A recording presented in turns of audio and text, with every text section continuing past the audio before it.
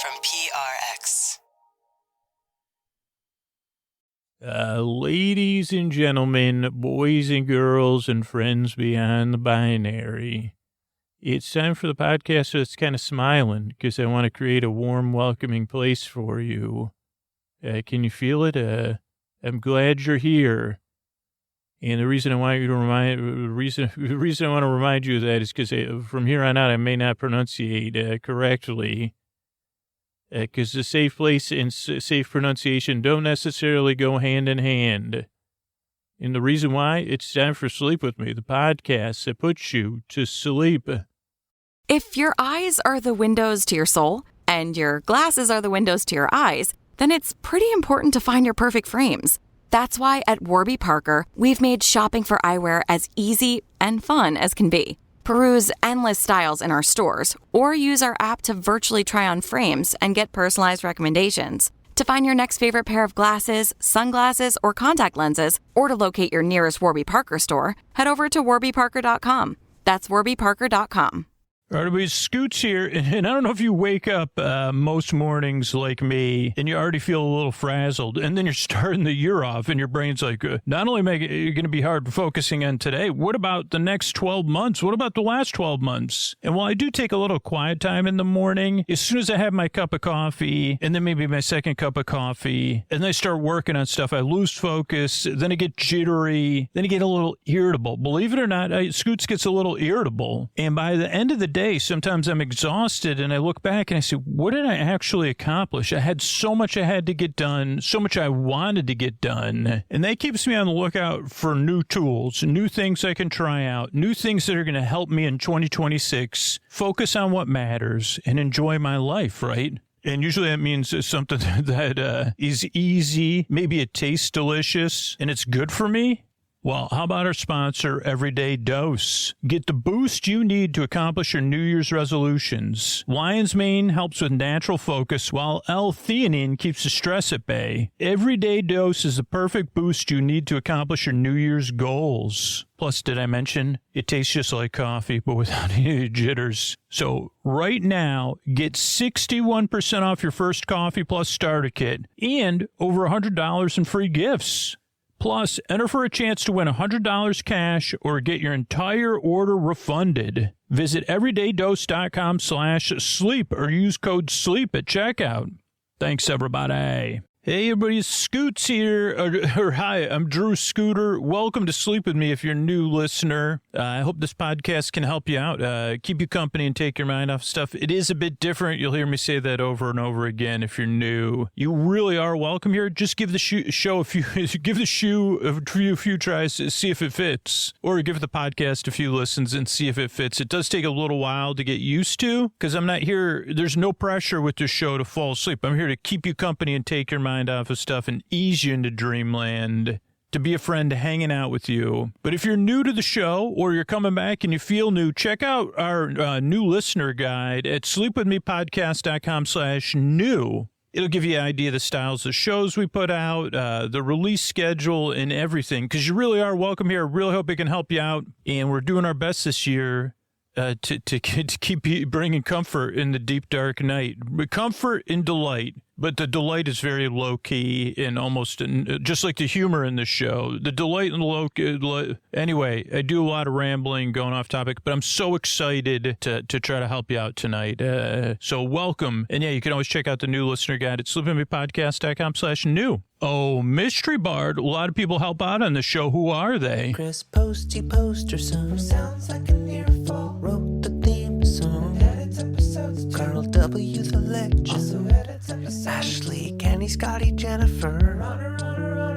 Eric and the team at Astound are on the website. I am the Mystery Bard. I do the lullabies, yeah. I do commissions at jonathanmann.net. I'll write a song for you. Any reason at all. You can tell me the story and I'll make it personal. You see the kindness shine straight on through when the listeners form their own Facebook group. Keith, Stacy, Sarah, Julie, and Jennifer. These are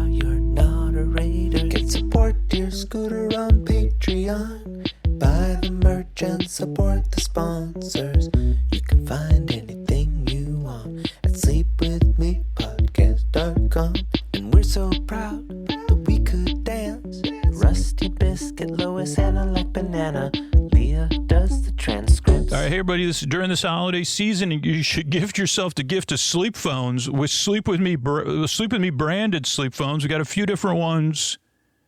And you could get those at sleepwithmepodcast.com/sleep-phones. That's the only place you could get the Sleep With Me versions of sleep phones. Sleepwithmepodcast.com/sleep-phones. And use the promo code SleepWithMe at checkout to get a discount. That's sleepwithmepodcast.com/sleep-phones and use Sleep With Me at checkout. Thanks, everybody. What do you say we get on with the show? Hey, are you up all night tossing, turning, mind racing, trouble getting to sleep, trouble staying asleep? Well, welcome. This is Sleep With Me, the podcast that puts you to sleep. We do it a bedtime story. All you need to do, or all you could do if you choose to, is get in bed, turn out the lights, and press play. I'm going to do the rest, and what I'm going to attempt to do is create a safe place where you could set aside whatever's keeping you awake, whether it's physical, something physical that's keeping you awake, something that's on your mind, something you're experiencing emotionally, changes in routine or weather, travel, work, life, life stuff, any of that life stuff. Even if you had one too many, I think there's a drink called Life Water. And you might have had a couple of those. You say, well, I'm going to listen to the podcast for about 40 minutes and then, then you de-life water and then get back in bed. That could be a reason. I'll be here for an hour. Or you woke up in the middle of the night, you said, well, man, one too many life waters or tea. That happened. That's happened to me. And I say, okay, no more tea at bedtime. Because T equals the letter P. They rhyme for a reason. And not just in the Music Man, in the bedtime biz, too. Capital T or small minor case T, whatever you call it, it rhymes with P. And that stands for pool, but not like you know what I mean. Don't pee in the pool either. By the way, it's not summertime yet, but don't pee in the pool. That has nothing to do with anything. Oh, I was trying to say, I'm going to try to create a safe place where you could set aside whatever's keeping you awake. And I'm going to try to make you feel welcome. I don't know if I did that, because if you pee, you say, well, Scoots, it feels like, okay, well, if you want to pee in the pool, the odds of me being in a pool with you are low. I can relate. I acknowledge both sides of the pool peeing issue. I got to move on from it, even though my brain is caught up in it. I'm gonna try. I guess I didn't mean to get into a issue based. This is as big an issue as will come up on this podcast, ideally. So I'm trying to figure out how to change the subject. My brain just says, keep talking about it. No. It's time for Sleep With Me. Not time to talk about pool issues. Yeah, because then we could get into what do you do, the towels and stuff. So let's see, flip-flops or no flip-flops. What do you call them? Some people call them thongs. Some people call them flip-flops. But I'm going to try to create a safe place. I'm going to send my voice across the deep, dark night. No running. That's another thing. I don't know what's going on with my brain. It's in summer mode. I'm going to send my voice across. I'm just going to try to, don't worry, brain. I'll re-engage you in a few minutes. Let me get to the new listeners first before we talk. We'll try to make a metaphor about pools. And so I'm going to send my voice across the deep, dark night. I'm going to use lulling, soothing, creaky, dulcet tones, brain calming, emotional soothing. That was the name, I think, of one of my bands I never made. They said, it was an emotional healing? No. And it wasn't the other kind of healing. I don't have any experience in that either. No, it's called emotional soothing. What kind of music was it? Muzak, like music, but then they told us that was their brand. And it was just mostly me humming, actually. It was called emotional soothing because it soothes me emotionally when I hum. And I thought I thought I'd go on tour.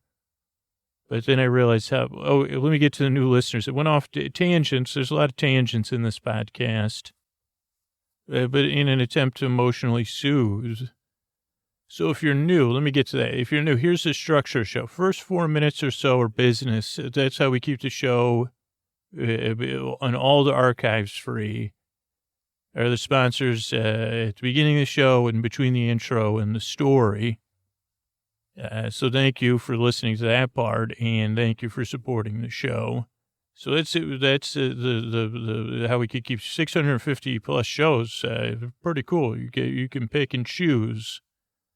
Then there's an intro. We're about 6-7 minutes into it. The intros are about 12 to 14 minutes of me rambling in a familiar way. Some people fall asleep during the intros, and some people get ready for bed during the intros. A lot of different ways to use the show.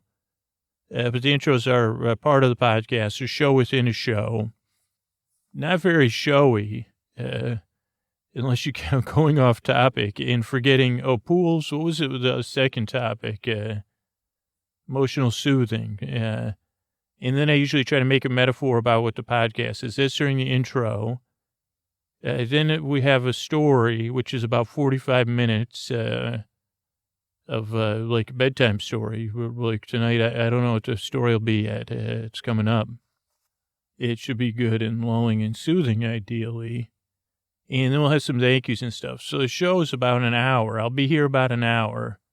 If you're new, you're under no pressure to listen, no pressure to like the podcast, actually, and no pressure to fall asleep. Just see what happens. That's what I say. Like, come check it out. Like a pool, you say, hey, test the water, see how it suits you. And in some sense, like a pool, you never know. I mean, at least with me, my daughter is at the age where, like, anytime we stay anywhere with the pool, she wants to go use the pool. And they said, well, how about I just take a nap? And why don't you take a nap instead of going to that pool? They think it's like 54 degrees outside. Oh, don't worry, the pool will be heated. Well, it will be heated everywhere. And then you get to the pool. And sometimes at least for me, I say, oh boy, I'm not getting it. She said, come on, let's get in. Let's play a little, chase or whatever. And I say, it's not my temperature. And she said, well, you didn't even test the water. I said, okay, you got me. Okay, there's my toe. I don't know. I don't think it's my temperature. But then if I test the water, sometimes I'm wrong. Sometimes I say, okay, it's going to take some getting used to. That would be this podcast, probably. But there's other times I get in there and I say, oh boy, it's delightful. This is the perfect temperature. And I say, what was I resisting? And I get in there and then I'm saying, oh boy, this is great. And, you swim around, you go under. I do like to go. Here's my favorite thing. This has nothing to do with anything else. But if you're into getting into pools, I like to sit on the bottom of the pool. I don't know if anybody else is into that, but I find it very relaxing. What you do is you just exhale, close your mouth or whatever. And then you just sit on the bottom for a little while. And, you can choose, you could sit like a guru would sit. That can be fun. You could cross one leg and pretend you're having tea. That's another one if anybody's watching. Then you get that performance aspect too.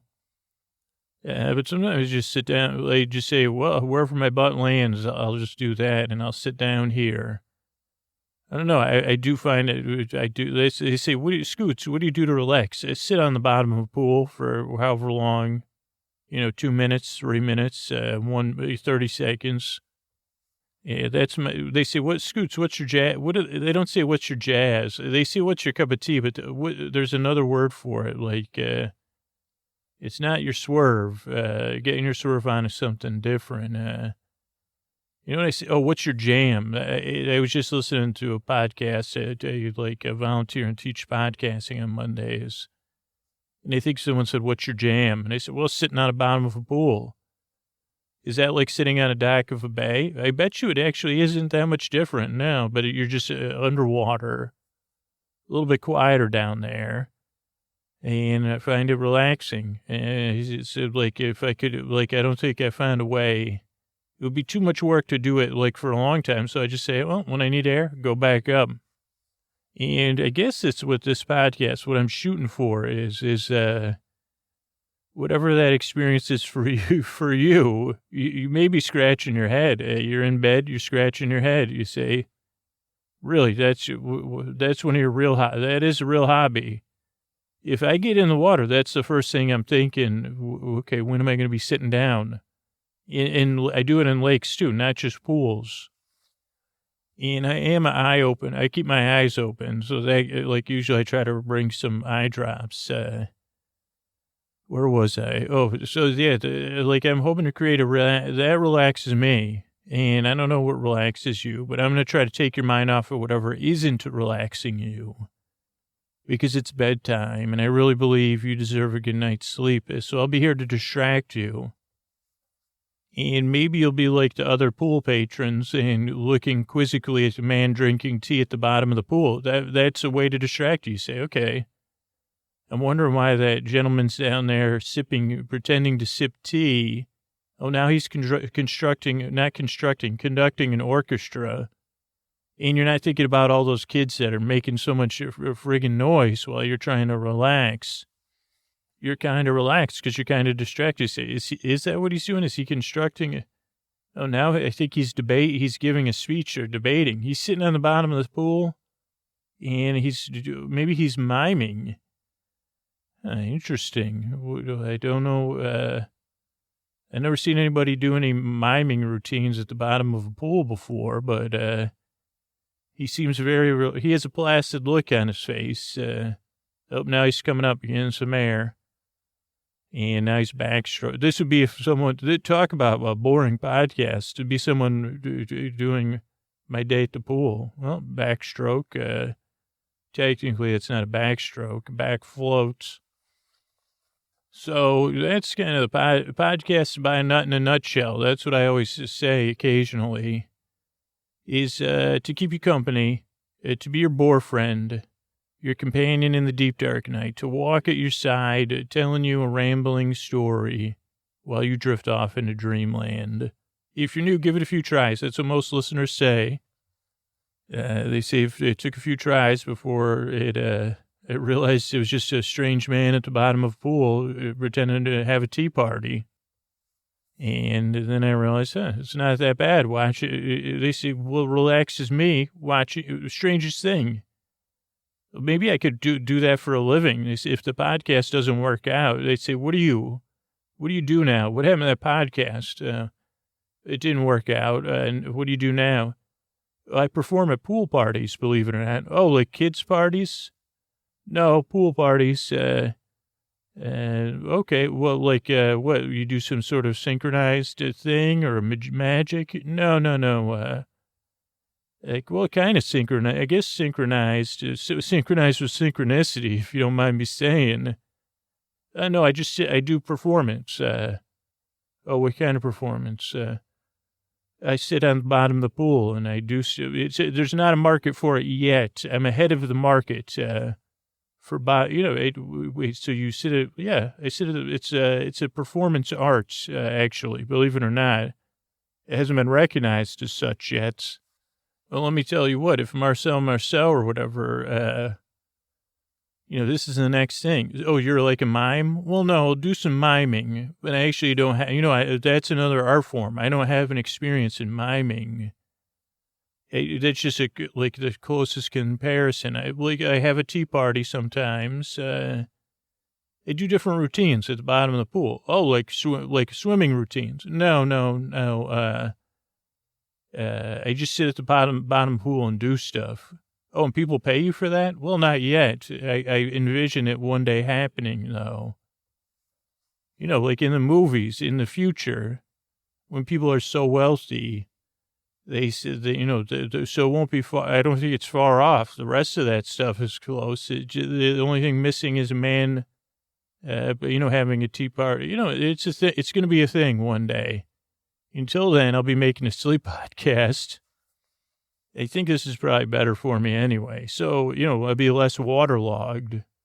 So I'm glad you're here. Give it a few tries. I really want to help you fall asleep. That's why I make the show. That's why I say, just give it a try. Give it a few tries if you'd like. No pressure. I'm here to help, but it doesn't work for everybody. I appreciate you trying the show out, and I work very hard. I take this show seriously, as silly as it is, because I've been there, sleepless tossing and turning in the deep dark night, and I want you to feel less alone. So I'm here to help, and I really yearn and strive to help you fall asleep. Thanks again for coming by. All right, everybody, it's time to talk about the sponsor I'm sleeping in, and that's Helix Sleep. And oh boy, you've probably been listening to me the last couple of months. My new Helix is here, and I'm enjoying spending these darker, longer, colder nights in bed. You know, I've been in my Helix loving every minute, even when I've been under the weather, or when I go to bed early, or when I wake up and I want to stay snuggled in bed. You know those wonderful mornings where you stay cozy in bed, right? Where you already got a good night's sleep and you feel so comfortable and cozy. Maybe because you got a mattress based on you and how you sleep, your feel preferences, your need preferences, because I'm loving every minute of my new Helix bed. It is so comfortable and so much of an upgrade from the mattress I was sleeping on, which wasn't terrible either, but it wasn't as cozy as the Helix. It didn't feel as comfortable or as supportive. It just felt like a regular mattress, not one that's based on me. I like to sleep cool. I sleep on my side. I sleep on my stomach. And I've developed a fondness for something a little bit firmer. And all I needed to do is go to helixsleep.com/sleep and take the Helix quiz. And I got matched with the Helix that fits my preferences, my sleep needs. It makes buying a mattress so easy. And my Helix came straight to my door, shipped free of charge. The Happy with Helix guarantee offers a risk-free, customer-first experience designed to ensure you're completely satisfied with your new mattress. Go to helixsleep.com/sleep for 20% off site-wide during their extended New Year sale. That's helixsleep.com/sleep for their extended New Year sale offer. 20% off site-wide. Make sure you enter our show name after checkout so they know we sent you. helixsleep.com/sleep. Thanks, everybody. All right, hey, everybody, it's time for a Trending Tuesday episode, and I had a new idea for trends, because... the news, the whole thing with the current events can kind of really, be a damp, rainy day and foggy, also with mist and cold air.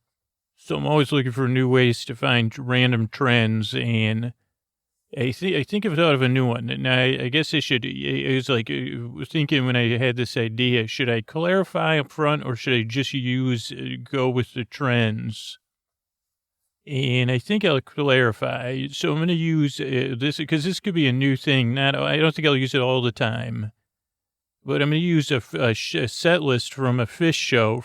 This one will be from this summer, from 7/22/17, one of the Baker's Dozen shows. Now, if you're a Phish listener, this won't be about Phish mythology, or Phish won't be in this. So I just want, because as I said, well, let me clarify. And if you don't listen to Phish, you get it's just the same as Twitter trends. Also, I think the Phish show would actually be longer, because I think those are usually like let me just do a ballpark here: 440, 410, 27, 37, 44, 50, 59, 61, 74 minutes. 94 minutes, so that's already an hour and a half, plus 11, 20, 24. Yeah, about 2 hours. This show is pretty long. And so I get and if you don't listen to Phish, I guess you don't have to, or, it's no pressure. But I had heard from some listeners, I don't know, I just thought, well, there's a non-loaded, way to come up with trends, because Phish songs I was having a conversation with somebody, actually, someone from the STEM podcast, and we were just talking about how random they're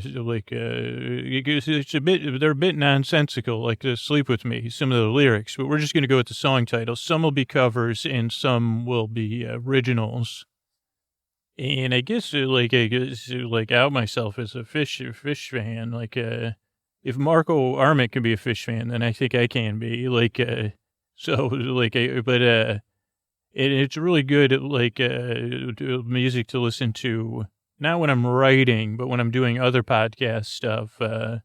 It's good background music. But it's not everybody's cup of tea, just like Sleep With Me podcast. Yeah, like I said, they can be a bit goofy. Their sense of humor.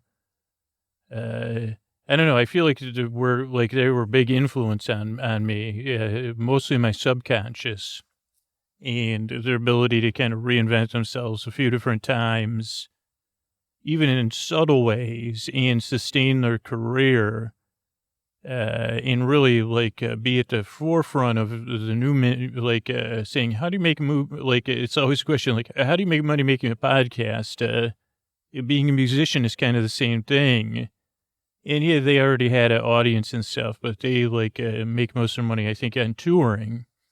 But they also have a very, I don't know if it's unique, but yeah, their way of digitally distributing. I mean, they're on the music platforms, but they also have their own app. I don't know, all their shows are available for purchase. I think at least in the last, 10 or 15 years. So anyway, and it's interesting because this story that I'm about to tell you, it started in New York City in Central Park, and not that long ago. It felt like a dream. It was one of those warm, extra warm spring days in New York, day after the rain, almost summer heat. And I was in Central Park, and the grass, wet grass, was already breathing the humid air back into the sky. And I was trying to find the strawberry fields. I said, I know I've walked through the strawberry fields. It feels like forever ago.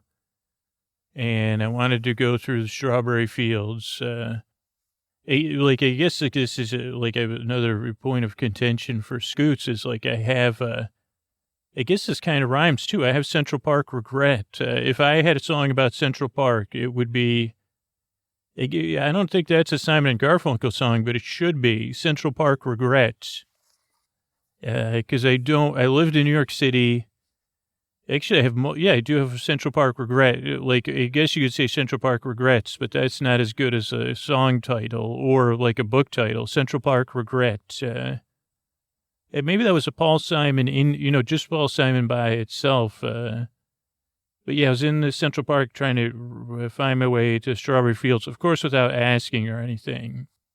And remembering that I lived in New York for 4 years and I just didn't spend enough time in Central Park. There's so much to do there, I heard, other than walking around or here's what I did. I lied around a few times, played some Frisbee. My favorite Central Park memory was just, I had a couple. Let's see. Was this the same time? No. Usually it was my favorite Central Park memory. It didn't have a lot to do with Central Park. Unfortunately, it was cutting across the Central Park. I was with another student. We were on a project for a class, and I think if I talk it out, I'll remember what class it was. But we had to cut across Central Park, or we did. We went together. We went from our school in the Bronx, the Boogie Down. And I don't know if we took the subway in or there was a commuter van service to the Manhattan campus of our school. And yeah, la-di-da, my pinky's in the air. Okay, believe me. But we were cutting across. I don't remember the student's name. He was a year or two behind me. Really nice kid.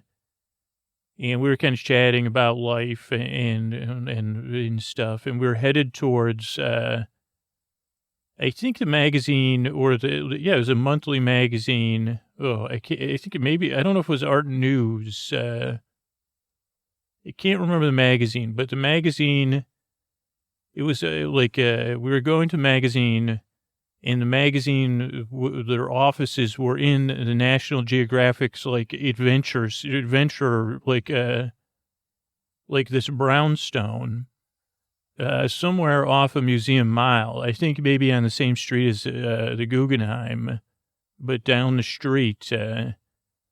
And I don't remember what the building was called, but it was like literally like the Adventurers, like, I'm pretty sure it was like the National Geographic. Maybe it wasn't like their offices, because obviously they would be housed, it maybe had nothing to do with the National Geographic, but I'm pretty sure it did. And it was just this cool old brownstone that was almost like a museum. And I think it was, nonprofit. I think National Geographic's a nonprofit. But it had all this stuff from adventuring, like paintings and figures, I'll say, like of different forest friends. Some that maybe even saw Halley's Comet across the sky long ago. But me and my other student, we were going, I want to say it was Art Forum. I can't remember, so there was an art magazine whose offices were there. And for some reason, I think we were doing a report on forgeries. And maybe this magazine had something to do with it, but they were it was the most insider tour I've ever got. One of the most insider tours I've ever gotten in my life. Because we got a tour of the building because it was so historic. And my companion actually knocked a giant painting down. And usually I'm the one that does stuff like that because we both had backpacks on because we were supposed to be doing a report. And this was at the beginning age of digitizing. So we got to see a lot of digitization. And I guess I didn't retain anything we learned. I mean, I remember talking, the editor, she was telling us about the mission of the magazine and a little bit about digitization, whatever that word, digitizing. Yeah, but in a current, whatever, the verb or the noun version of it. And we were there, and it was just cool. It really felt like, I guess, living in New York, I didn't take advantage of these things as much as I should have. Not that I would have had another occasion to go to these offices.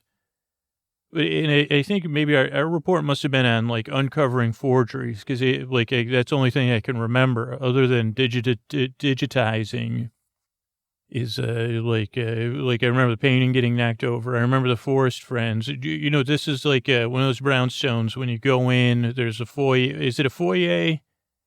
And then to your right is a sweeping carpeted staircase with wooden banisters and going up, and so this trip, I said to myself, I couldn't find the strawberry fields. So I made my way back I said, let me see if I could find my way back to that office, which didn't really have a lot to do with that. So I headed towards the Guggenheim, which I said, okay, let me just cut across the park, see if I can find the Met. Then I'm pretty sure I could look up and down the street and find the Guggenheim.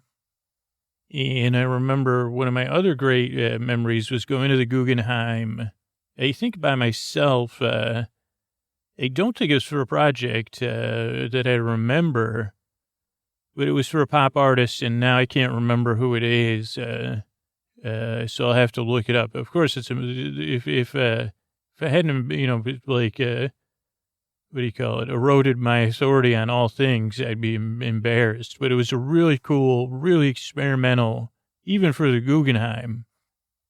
And if you've been in the Guggenheim, it's just a lovely, lovely museum, and the layout. And this one had one of the displays was a giant pile of bazooka gum. So that might help some people that know and narrow it down. Or I'm sure if you Google it, that'll come up. If I did, maybe let me pause it and let me do that. Okay. I couldn't find it easily. I didn't want to use up too much time. But it was a good thing about, you should check it. If you're in New York, check out, don't be like Scoots. Go to the Guggenheim. I guess I did go to the Guggenheim, but I would go, I wish I could go every time. I wish I could go every time to the Guggenheim, New York. So nice they named it twice. And if you're there and you have the time, make sure to visit the Guggenheim. So that was another great memory, even though these are vague, foggy memories. But I made it to the entrance to the Guggenheim. Then I debated going in there, but there was a long line. And I didn't, I said, okay, I think it's on this street. I don't know. And I can't remember now. What is that? Like 45th, 55th, 95th, something. But I headed down. It could be on this. It could be 6th. It could be 80. I don't think it's, I don't know what it is. But I headed down that street and then I realized I said, well, how many you going to get into this historical building? When I don't even remember the name of the magazine or the name of the building, but I do know it has forest friends. So I said, okay, let me get into character. What character could I get into? And I thought about, like I started dancing. I was doing the MoMA dance. And I was actually kind of making it up as I went along because I didn't know what it was. And I passed a vendor. And I said, okay, I think I'm close because I was looking at the brownstones. I was looking for those gold placards that are in buildings that are in the historic register. And I said to myself, how am I going to find this building? And I saw a street vendor selling some kebabs. And I said, okay, I said, I could go for one. And they said, do you want spicy? I said, oh, yeah. Give me a spicy one. And, it was slow because it wasn't lunchtime. So we were having a chat. Because when there's cans of soda, I tend to buy 2 cans of soda just because I'm a little bit obsessive. So I drank one and started to eat the kebab. And it was warm. It was my breath. It was breath and burning, my mouth. And because the vendor, he had said, well, I've never seen anyone order 2 Cokes before. Are you sharing with someone? I said, no, just myself. So he said, what are you up to? I said, oh, I'm visiting an old friend, an old stuffed friend. He said, oh, yeah, he goes, there used to be old money on this street, not anymore. And not so many stuffed suits on this street anymore. And I said, well, I'm actually going to the old Adventurers Club. Like the Explorer, I think it's called the Explorers Club, actually, pardon me. It just dawned on me. And he said, oh, yeah, it's rebuilt, 3 doors down. And he said, what are you doing there? He goes, you don't look like, unless you're venturing in high fructose. I said, yeah, no, I'm a bit of an adventurer. You might not believe it. He said, also, your shoes are untied. I said, thank you. And this was a delicious treat. And I said, it's too bad you don't have a restroom because I don't want to really go into the Explorers Club and ask to use a restroom first thing. But I said, it was fate I came to you because I was calling it the Adventurers Club because I'm more of an adventurer than an explorer. But they kind of, they still, they may let me in. And he said, okay, well, good luck with that. And I said, well, I still have to finish the second soda. And he said, well, what kind of adventuring do you do? And I said, well, I venture, my ventures are regrettable. Like I venture and regret. I'm like a VC. I said, you know what a VC? He said, of course, a venture capitalist. I said, yeah. Well, my capital is regret. Capital city, capital letters at the beginning of my name. And he said, so you're doing, yeah, I said, I'm suffering from a case of Central Park regrets. And to actually distract myself from that, I came down here because I need an adventure to do. And he said, okay. He goes, what kind of adventures did you do previously? And I said, oh, like I said, like regret, like I venture. I said, do you have any regrets? And he said a few. And I said, well, it's like we're going to be singing a musical in New York together. And he realized it after a second. He said, yeah, that's hilarious. I said, well, it'll be called Central Park Regret. That would be the musical. I said, that would probably just be a song in a musical, actually. And he said, what would be the other? He goes, what would the song be like? I said, probably Paul Simony. I said, I would, if I could pick how a song would be, it would be funky.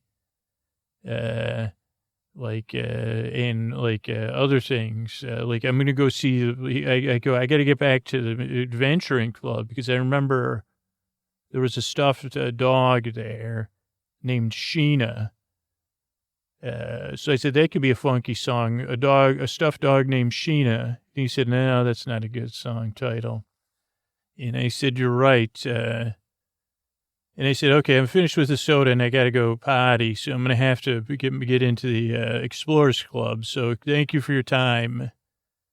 And, he said, well, you don't want to hear about my regrets. I said, no. I said, I was going to use that as a jumping off point to say, not to diminish your regrets, because I'll just be passing over them at this point. But I said, to comparatively say, I venture beyond those day-to-day regrets. And he said, sounds like you may end up regretting regret. And I said, hold on. I said, is that the bridge? I can hear Paul Simon singing that.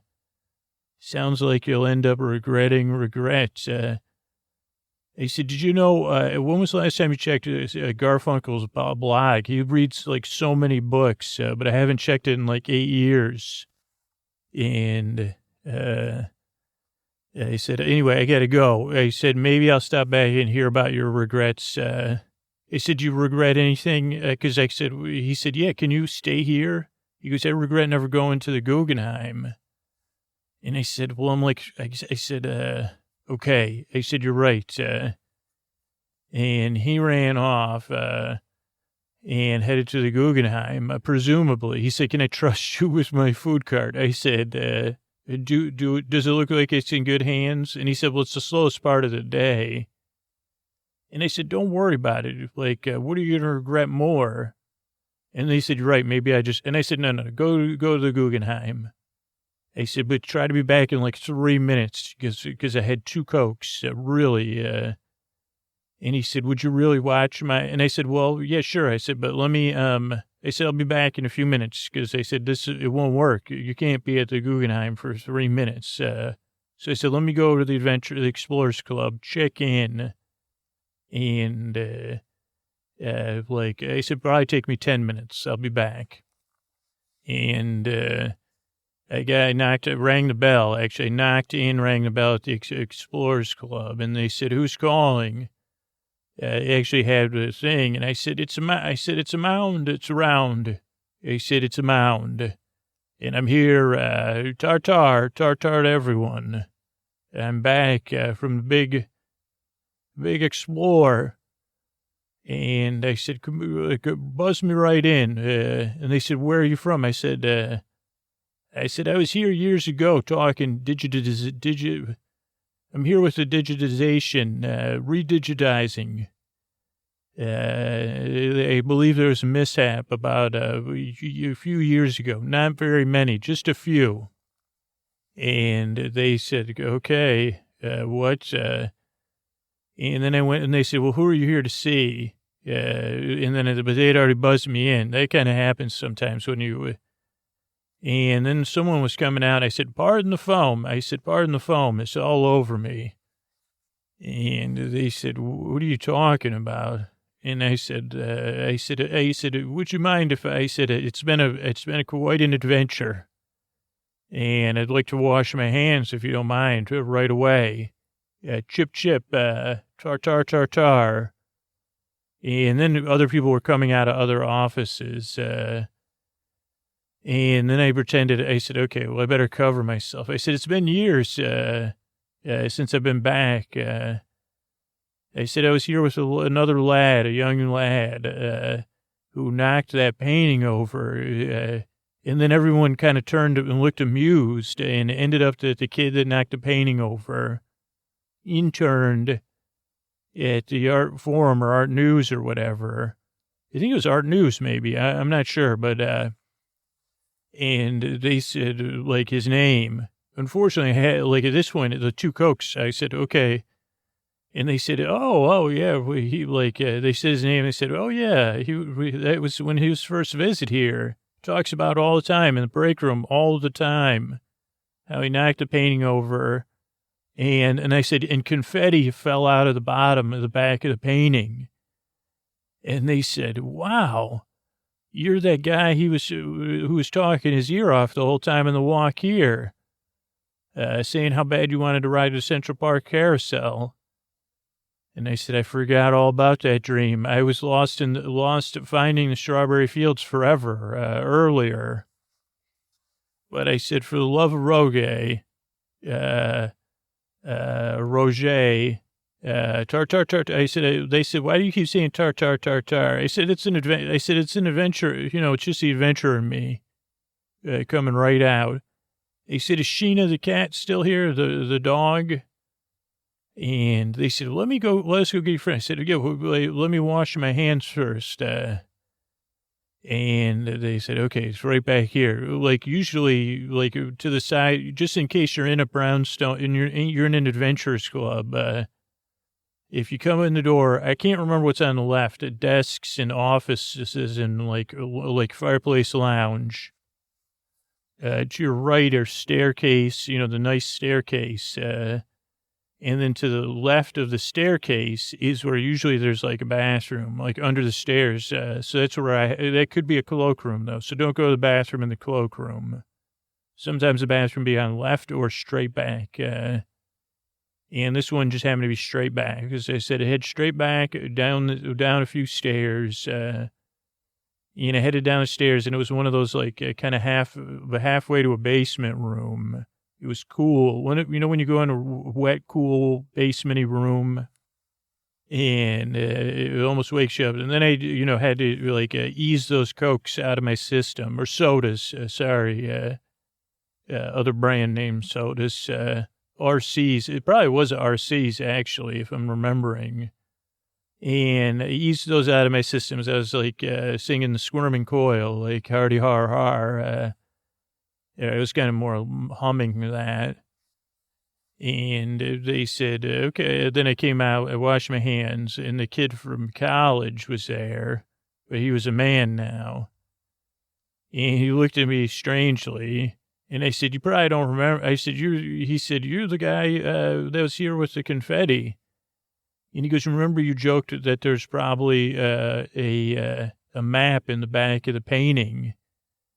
And I said, yeah. And I said, the woman from art, I said, why? Well, first of all, I asked, why is there confetti in the back of this painting? Because what had happened was, and then I told this story to the staff that was gathered around.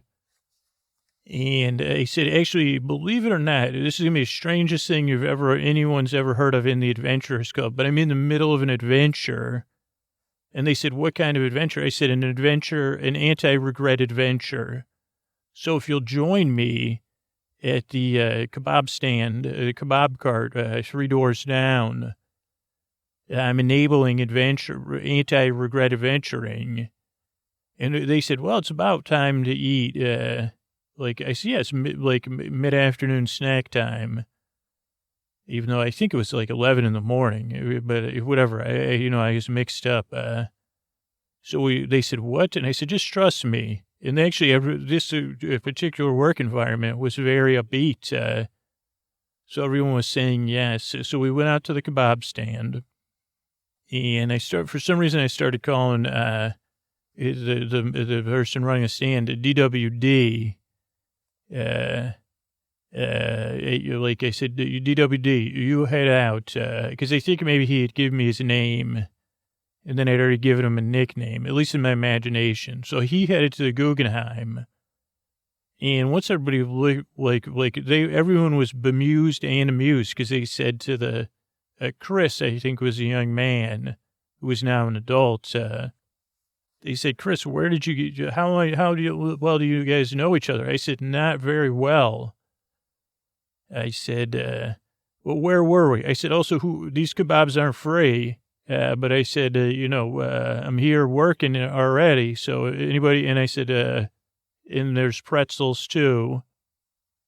So I started selling stuff to everyone that worked in the Explorers Club.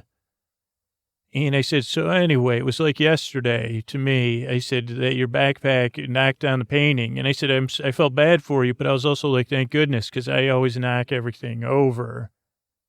And he said, yeah, remember you said you would push over a statue for me. I really appreciated you gave me that offer. And he said, I said, yeah. And I remember the painting hit the floor and we were all frozen. And I said, but the person from Art Forum or Art News, he said, oh yeah, I forgot. He goes, it wasn't either one of those, I don't think. He goes, anyway, go on with the story. And everyone was actually giving me the rapt attention. So I thought I was on a dream adventure. And I remember like some of the confetti made me want to sing Strawberry Letter 23. And he said, why? And I said, well, because some of it was strawberry colored. He said it was all, and I said, who puts confetti in the back of a painting? And he goes, yeah. And he goes, remember the frame wasn't broken, so we put it back up on the wall. And, the person, our host, she said, don't worry about it. It seems fine. But he goes, you were so struck by. I said, yeah, are you sure? I remember. I was like, are you sure there's not some sort of secret map in the back of there? And I said, this is just like the Goonies. They said, except the three of us aren't really like the Goonies. 2 college students and an editor of art. I said, yeah, and someone working on digitization. I said, we're certainly birds of a feather, if you don't mind me saying. And everyone, all the people listening to the story kind of like had a hearty har because they squawked like a bird. And I said, yeah. And we didn't get to see we put it right back on the wall. And Chris, he said, yeah, I never forgot that moment for the rest of my life. He goes, it changed the course of my life. And he said, also, you wouldn't stop talking about it on the walk back across Central Park. He goes, I can remember. You said, I've always wanted it this way, for my life to end up just like the Goonies. And I said, yeah, it never. I said, it never did. And he goes, really? I've imagined you out there. And I said, adventuring and regret. I said, let's talk about you, though. And he said, well, what the heck happened here? And I said, I was suffering from Central Park regrets. Then I came looking for a distraction, and I wanted to return to the Explorers Club, but I couldn't remember the name of it.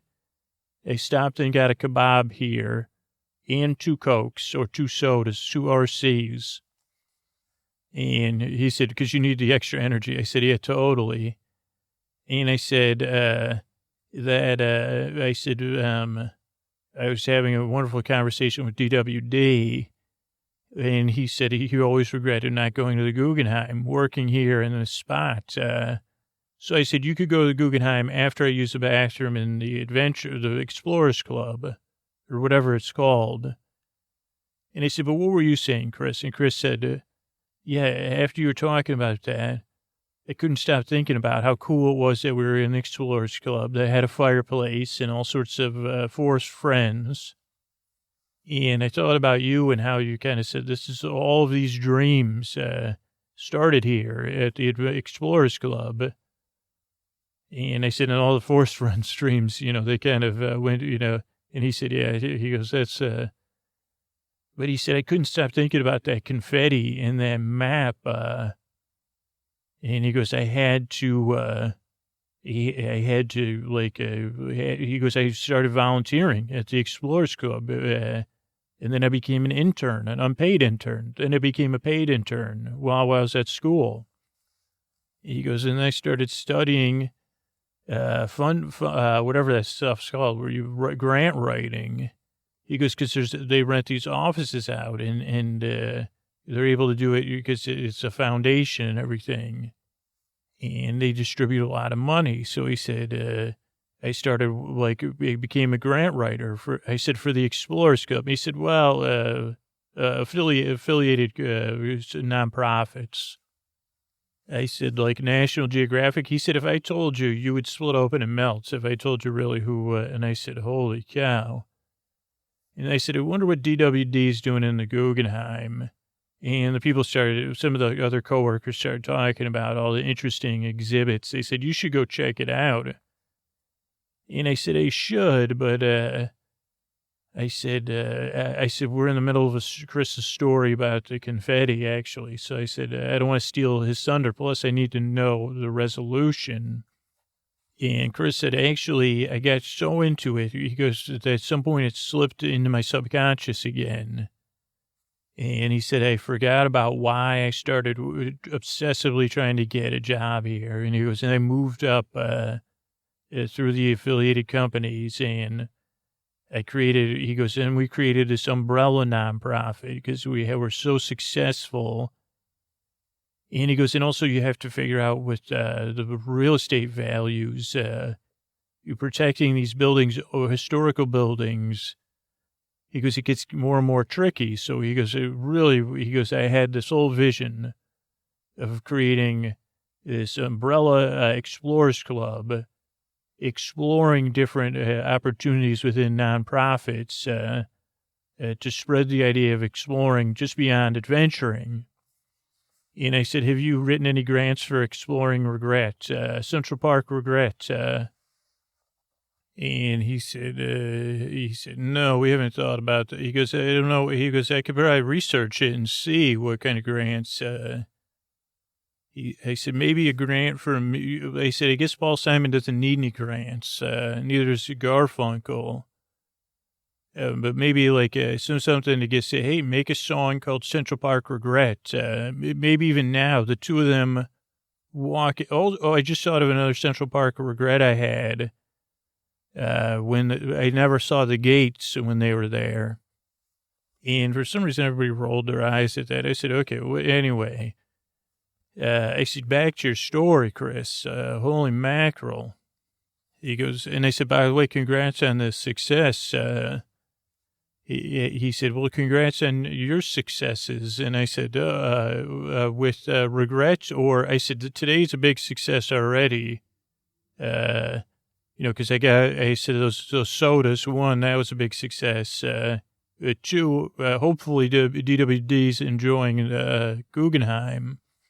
And running into you and all your lovely coworkers here. And now I'm running, who would have thought I'd be running a kebab stand for an hour or two, ideally less than an hour, because I hope DWD's walking fast through the Guggenheim. And I said, but he said, so you forgot that you were there to look into why the confetti was in the back of the painting. And he said, I did. And he said, till this moment. And he said, believe it or not, I did. He goes, I've had a lot going on in my life. And I needed you to come to shine a light on this situation. And then DWD came running back, and he was saying, peaches and regalia, regalia. I said, oh, boy, DWD's excited. And I said, what's up, buddy? And I said, how's the Guggenheim? You didn't take long. I said, you could have taken 5 more minutes. And he said, no. He goes, there's an artist there doing a new installation. And so I couldn't get in. And then I told them the story. And they said, part of the theme of this new exhibit is regrets.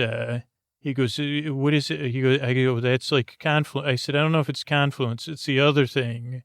Synchronicity, I think. And he said, the artist, she said, bring your kebab carts during installation, and we'll make it part of an installation.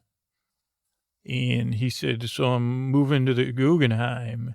And I said, DWD, let me just, on your behalf, do they guarantee? And he said, yeah. He goes, actually, I can pull it out at lunchtime onto the sidewalk in front of the Guggenheim. And I said, peaches and regalia, indeed. Holy cow. I said, you've been zapped with good luck. And he said, I have, so I'll see you. And I said, I guess it's inside to continue this adventure. And Chris said, okay, that painting's been on the wall. He goes, I've walked by it thousands of times. I can't believe I forgot about the confetti. And I said, well, it's time. And so we went in, we lifted the painting off. It was a painting of adventuring, the kind of exploring, actually. I don't know, remember which exploring, because they said, why in the heck would someone, I said, I still don't get why there's confetti in the back of it. And then everybody that worked in this building was, gathered, and we turned it over. It was covered with like that craft paper canvas type thing. And we were poking at it, and we shook it, and it had been restapled and kind of, but shaking it got a couple pieces of confetti, small pieces of confetti out. And then a woman, Sheena, that just happened to be named Sheena, that was working there. She said, just this confetti, it looks like it's like 1960s confetti. And I said, wow, you're quite the confetti expert. And she said, yeah, it's one of my things. And I said, what should we do? And then we debated ripping it open, of course, and probing it. We were probing it for weakness. But it had been, I think maybe even new craft paper had stapled on the old craft paper. And they said, I don't know, like, this is a tough call. And Chris said, technically, this painting is owned by, like, he goes, I'm the director. He goes, so I don't know if I would have to run it by the board or not to explore the back inside of this painting. And I said, where's your board of directors? He said, cities everywhere. Pick a city, find yourself a city to live in. They could be in. And I said, okay, so I said, I guess it's on you to decide what's in there. And he said, okay, well, he goes, it's just paper, right? And he said, and then actually, like, some of the other executive members of the staff were there, and they said, okay, we'll just take a vote. Everyone's hands went up. And we ripped off the first thing of paper, which was probably only a few years old. And then behind that was another set of craft, I don't know what you call it, but back of the painting paper. But more and more confetti was clearly in there. And then we took a giant breath, and Chris ripped off the next piece of paper. And behind that paper was a ton of confetti, which had gathered at the bottom.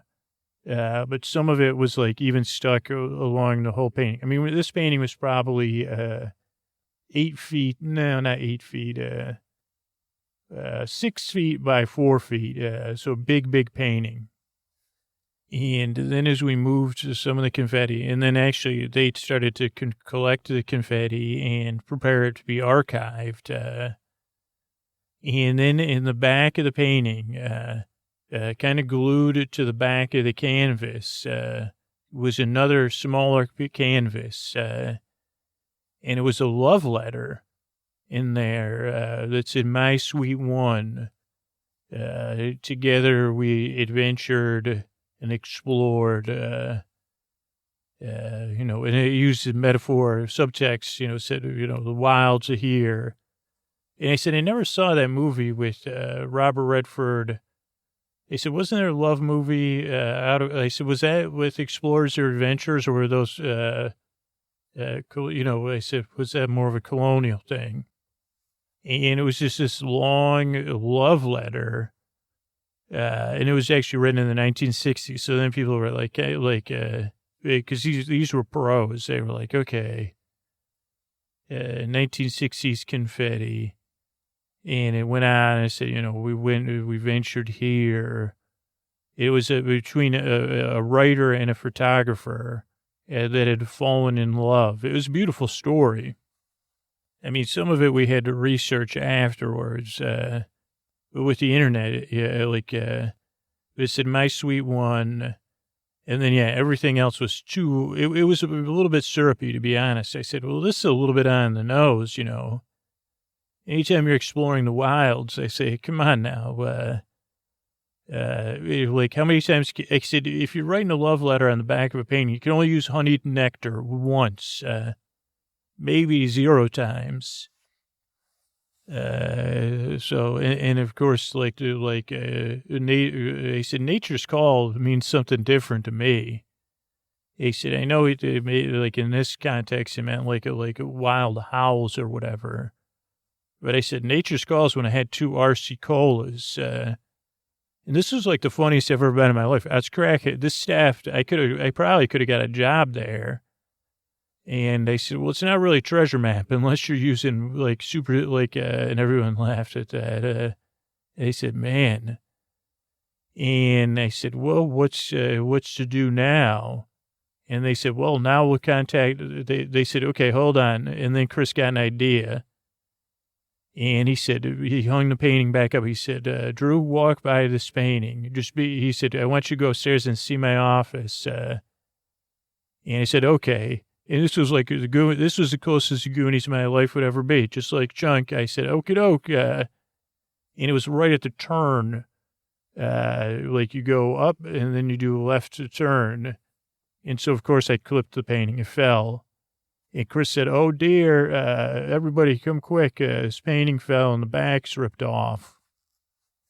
And everyone got their story right about this My Sweet One. And it ended up, at some point, I think it'll be like, I don't know if, I guess it is a podcast episode. But then I went out, I went outside and I said, this is how forgetful I used the restroom again for another, like, rest of those RCs.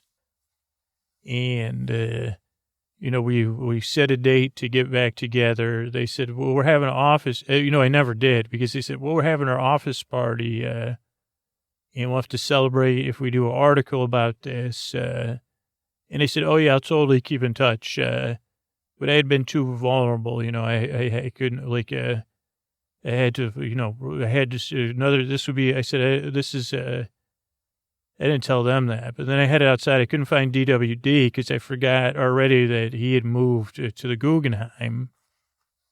And by the time all this was done, especially, because we were researching a lot on the internet, it was evening and there was a chill in the air. And I said, well, maybe I should go into Central Park. And I said, then I saw DWD. I said, DWD, like, because I was walking down the block towards the park. I said, where's the carousel?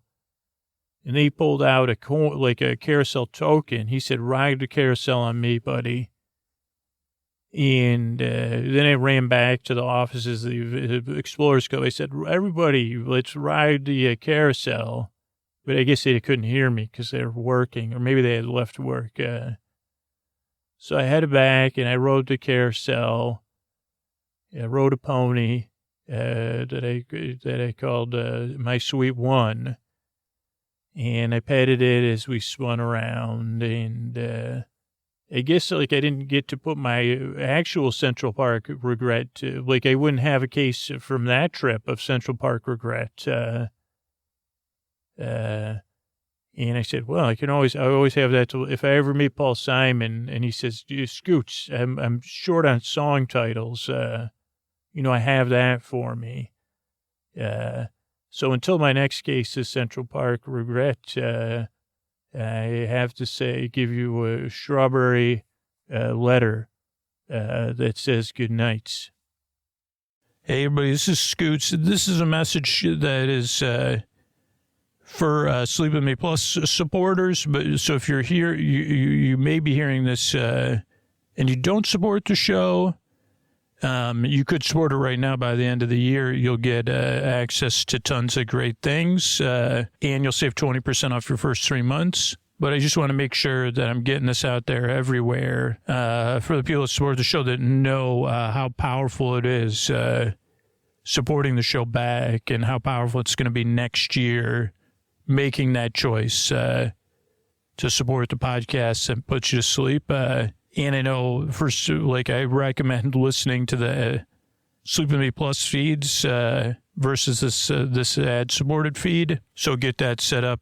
Make sure to go to sleepwithmepodcast.com / what is it, new plus or plus new? Let me look it up. New Plus to get your welcome guide if you're a new supporter on Sleep With Me Plus. If you're new to Sleep With Me and just happen to be listening to this, just go to sleepwithmepodcast.com/new and you'll get the new listener guide and everything like that. And yeah, thank you so much. I could not do it without all you. Sleep well and good night. Hey everybody, this is Scoots, and thank you so much for supporting the show this year, being a part of the show. I wanted to cover a couple of things really quick in this audio message. One is we're working on a welcome packet for Sleep With Me Plus members. So if you have a chance to comment, you'll be getting a message about it in the community feature on Supercast. But I'd love to know what you wish was included in a welcome packet. Just a general, 1 or 2 page overview or with a link to 1 or 2 videos as a welcome packet when you sign up for Sleep With Me Plus. And 2 is it's the end of the year here, and we're still running the sale up until today's the 30th, so I'll probably post this. So if you're hearing this is probably your last day. You get 12 months off or 20% off 12 months if you upgrade from Boar Bud to Boar Friends or Boar Besties, or from Boar Friends to Boar Besties. You can do that using the link, or you could just log into your account, go to the upper right side to the circle icon and go to manage your account and get that 20% off. And let me look here at where we're at, because we had a goal here and we weren't far off. We're 12 Boar Besties away from being 12 upgrades of people becoming Boar Besties or new people becoming Boar Besties from paying for a new concierge feed. And then we'll figure that out, because if you're a Boar Bestie, you already have a podcast full of only TNG and Trek episodes, and a podcast only full of Bake Off episodes, and we'll vote on that. And then Boar Friends, we're only 30 Boar Friends away from Boar Friends getting that all bake-off feed. So ideally, those 2 things will launch at the same time. So if you're a Boar Bud and you're thinking about checking out Boar Friends, you say, okay, not only do I get the all intros and the all-night episodes when I become a Boar Friend, but I'll get a feed with all the bake-off stuff organized too. 30 people do that. We'll be in great shape. And what I say, 12 people become Boar Besties. But either way, I'll be here, and I'm trying to really work on 2026 being a year with more delight and joy in Sleep With Me. And for a little while, I kind of pulled back from directly, I don't know. It's been a couple of years with the show, and we haven't done it as many live streams. Part of that's just based on, people's behavior, supporters' behavior. But part of it is also, I guess I needed to just focus on keeping the show going, making the show. And this year, I'm just going to let things happen as far as, do my best to keep people trying to support the show. But I do want to, spend a lot of time the past 2 years focused on that and making sure, the sustainability of the podcast versus the joy and the delight of the podcast. So 2026 is going to be the year of sleepy joy and delight, as well as putting out, again, like we kind of put out the past 2 years, we put out the most episodes we have in a long, long time, the most new episodes, the most variety of new episodes. So, yeah. And then also, let me know what you think about Last Christmas, because we have a lot of episodes recorded, and it's becoming its kind of own thing. Or if you haven't listened to it yet, because that was the second episode I recorded, and I have no idea. It's kind of hard because I'm recording it, but we probably have 3 or 4 more episodes recorded so we can put them out next year or the year after. But thanks so much. This show really wouldn't exist without people like you supporting it back. I can't tell you how grateful I am and how grateful other people are. I've been saying it on the show, and as we learn more and more about how people listen to the show, somebody does have to support the show for all the people that benefit from it. And you chose to support the podcast back. It might have been for the bonus content. It might have been for you. It might have been for other people. It might have been all of those things. It might have been because you know all the work that goes into the show. Might have been because the podcast enables you to do so many great things in your life, or you just like it, or it's just how you do things. But the result is that so many other people benefit other than you. Again, the podcast has crossed a couple thresholds or decision where it's like, I don't want to make this show just for the benefit of a small number of people that are willing to support it back. Though sometimes I get, strong feelings and I say, man, but it's like by you supporting the show, a lot of other people benefit for whatever reason. They either can't support the show, they choose not to, or they're just not paying attention, or they're like, one day, or it doesn't really matter. I think apathy and the effectiveness of the show are really the two biggest challenges. But you got past those hurdles. So thank you. On behalf of me, the team of people that work on the show, we all love making this podcast, but also, I don't know, everybody else out there that benefits from the show. Thank you so much. The show would not exist without you, so thanks.